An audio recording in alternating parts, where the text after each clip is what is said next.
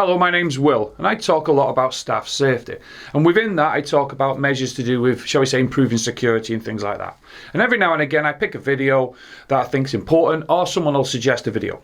Now, over the past few months, as I've discussed on previous videos, I've been doing a lot of assessments of locations going on sites. And over the past few weeks, a subject has arisen, as per the title, drones. And even just a few days ago, I was on a site that was, shall we say, a big manufacturing site, but had a lot of transportation. And they asked me just to come in, and they asked me to have a look around, and we talked about security measures and the security that was actually, shall we say, employed to carry out the role within the organisation. But the subject came up about drones, and a lot of the management were talking about that they've seen an increase in drone activity, i.e. drones flying over the premises, hovering at certain, shall we say, angles of where entrances was, and things like this. Now, the staff were starting to get slightly concerned, which is understandable. I mean, all you hear is this buzzing noise, or you look and you see something that seems to be moving around in the sky that gives you a bit of a concern. Now, what we found out was it was at certain times as well. It wasn't like, say, sporadic. It was at certain times of the day. Now, they had reported to the police, and it's understandable that the police have very, shall we say, restrictions of what they can do. We talked a lot about the Civil Aviation Authority, and they've again got restrictions. And when it comes to privacy, they pass it all over to the Information Commissioner's Office.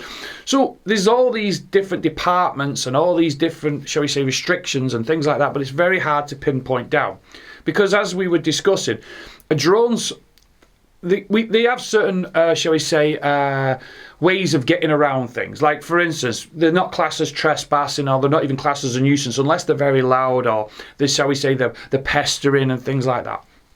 But what prompted me to make this video was, yesterday I got a call from a client that I'm going to go and see tomorrow, and he actually told me that an actual drone got into the warehouse and actually flew around the warehouse, and the staff were running around trying to smash it and break it and trying to shut the doors on it. And then the question of criminal damage, if they managed to do it, came into effect because the drone actually got out. And then someone was suggesting something of, could we get some form of firearm? And then I was getting, whoa, let's slow down a little bit now. I'm shooting things out of the sky, and I've seen other videos on the YouTube being mentioning about things like this, and it's criminal damage and all that stuff. But there was a concern that this was a slight increase, and I try to say to it that the majority of people that do it are hobbyists, or some time of their leisure or their time off that they enjoy.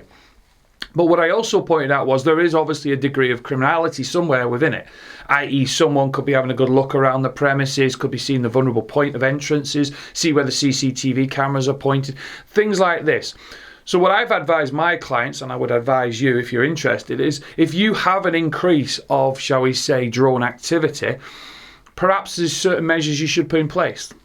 Perhaps there's something that you should start doing, recording, logging, get as many details of whoever is flying this device. But we've also got to remember it's very, very difficult. If you look at Heathrow some years back, when they had the incident to do with where someone was flying a drone, and it brought the airport to a standstill, and unfortunately a couple were accused of it, cleared in the end.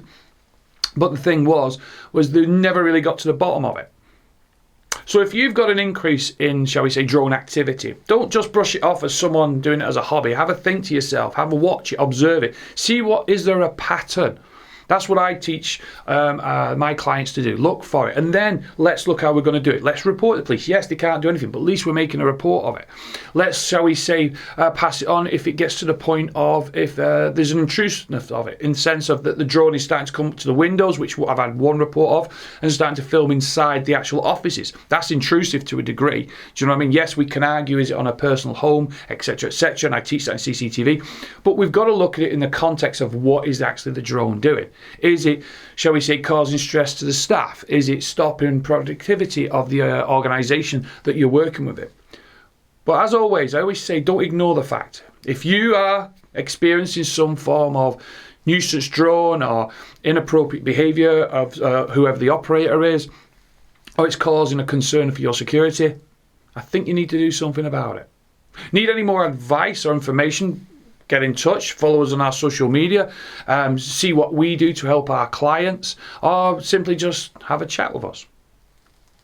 Thanks for watching. I hope you continue to watch our social media. Stay safe whatever you're doing, and bye for now.